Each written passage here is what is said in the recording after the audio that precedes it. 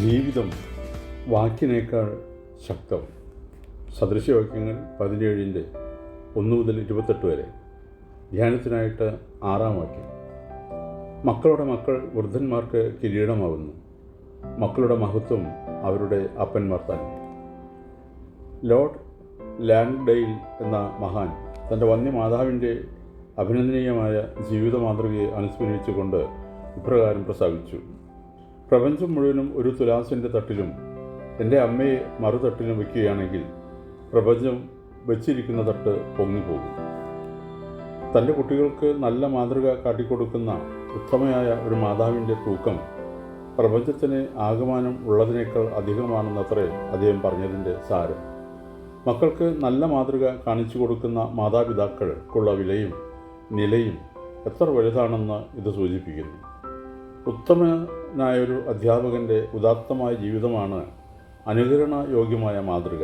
പക്ഷേ അതിന് നാക്കില്ല, പ്രവൃത്തി കൊണ്ടാണത് സംസാരിക്കുന്നത്. വാക്കുകളേക്കാൾ ശക്തവുമാണ് ജീവിത മാതൃക. ഉപദേശമോ തത്വസംഹിതയോ നമുക്ക് വഴി ചൂണ്ടിക്കാണിച്ച് തന്നേക്കാം. എന്നാൽ ഉത്തമ മാതൃക നമ്മോട് ഒത്താണ് ജീവിക്കുകയും നമ്മെ കൈപിടിച്ച് നടത്തുകയും ചെയ്യുന്നു. നല്ല മാതൃകയുടെ അസാന്നിധ്യത്തിൽ ഉപദേശിക്കലിന് വലിയ സ്വാധീന ശക്തിയൊന്നും ഉണ്ടായിരിക്കുകയില്ല.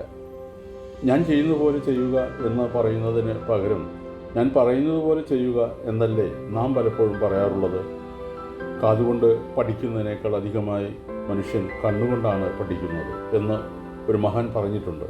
നാം വായിക്കുകയോ കേൾക്കുകയോ ചെയ്യുന്ന കാര്യങ്ങളെക്കാൾ അധികം മനസ്സിൽ പതിയുന്നത് കാണുന്ന കാര്യങ്ങളാണെന്നുള്ളത് ഒരു മനഃശാസ്ത്ര തത്വമാണ്. അറിവ് മനസ്സിലേക്ക് പ്രവേശിക്കുവാനുള്ള പ്രവേശന കവാടമാണ് കണ്ണ്. കുട്ടികൾ എന്ത് കണ്ടാലും അവരുടെ അബോധ മനസ്സ് അത് ഒപ്പിയെടുക്കുകയും അത് അനുകരിക്കുകയും ചെയ്യും. അതുകൊണ്ടാണ് അവർ അറിയാതെ തന്നെ സമീപവർത്തികളെപ്പോലെ ആയിത്തീരുന്നത്. ഈ യാഥാർത്ഥ്യം നാം മനസ്സിലാക്കുമ്പോഴാണ് മാതാപിതാക്കളും അധ്യാപകരും തങ്ങളുടെ കുട്ടികളുടെ മുമ്പിൽ മാതൃകാപരമായി ജീവിക്കേണ്ടതിൻ്റെ പ്രാധാന്യം എത്ര വലുതാണെന്ന് ബോധ്യമാവുന്നത്. തങ്ങളുടെ പിഞ്ചു കുഞ്ഞുങ്ങളെ മടിയിലിരുത്തിക്കൊണ്ട് മദ്യപിക്കുന്ന മാതാപിതാക്കൾ ഇക്കാലത്ത് കുറവല്ല. കുട്ടികളെ ഉറക്കിയ ശേഷം വൃത്യജനങ്ങളെ ഏൽപ്പിച്ചിട്ടോ രാത്രി കാലങ്ങളിൽ പാർട്ടികൾക്കോ മറ്റോ വിനോദ പരിപാടികൾക്കോ പോകുന്ന മാതാപിതാക്കൾ ധാരാളമുണ്ടെന്നുള്ളത് ഒരു നഗ്ന യാഥാർത്ഥ്യമാണല്ലോ. മാതാപിതാക്കൾ തമ്മിലുള്ള സംഘട്ടനങ്ങളുടെയും സംഘർഷങ്ങളുടെയും പൊട്ടിത്തെറിക്കലുകളുടെയും ഇടയിൽ പേടിച്ചരണ്ട് വളരുന്ന ഹതഭാഗ്യരാണ് മറ്റു ചില കുട്ടികൾ. ഈ ദൃശ്യ സാഹചര്യങ്ങളിൽ വളർന്നു വരുന്ന കുട്ടികളുടെ മൃദുല വികാരങ്ങൾ വാടിക്കരിഞ്ഞ് പോവുകയും അവർ അക്രമവാസനയുള്ളവരാ വൻ മൂർഖന്മാരായി തീരുകയും ചെയ്യുന്നെങ്കിൽ അത് തികച്ചും സ്വാഭാവികമാണ്.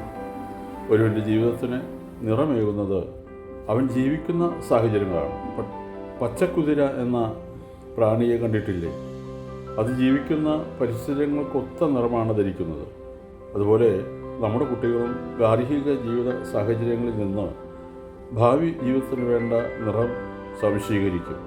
നമ്മുടെ സംസ്കാരത്തിന് ചേരാത്ത കുപ്പായം അവർ അണിയുന്നെങ്കിൽ അതിനുള്ള ഉത്തരവാദിത്വം വേറെ ആരുടെയും പേരിൽ ആരോപിക്കേണ്ടതില്ല.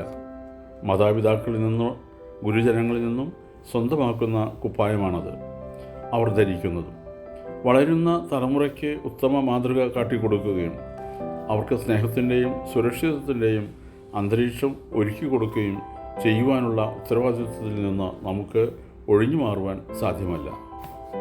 ഓർക്കണമേ, അനുഭവ പാഠങ്ങൾക്കാണ് പണ്ഡിതന്മാരുടെ പാഠങ്ങളേക്കാൾ മൂല്യമുള്ളത്. ലൂക്കോസ് എഴുതിയ സുവിശേഷം 2:52. യേശുവോ ജ്ഞാനത്തിനും വളർച്ചയിലും ദൈവത്തിൻ്റെയും മനുഷ്യരുടെയും കൃപയിലും മുതിർന്നു വന്നു. ദൈവം അനുഗ്രഹിക്കട്ടെ. പ്രാർത്ഥനയോടെ കർത്തൃ ശുശ്രൂഷയിൽ എളിയ ദാസ്.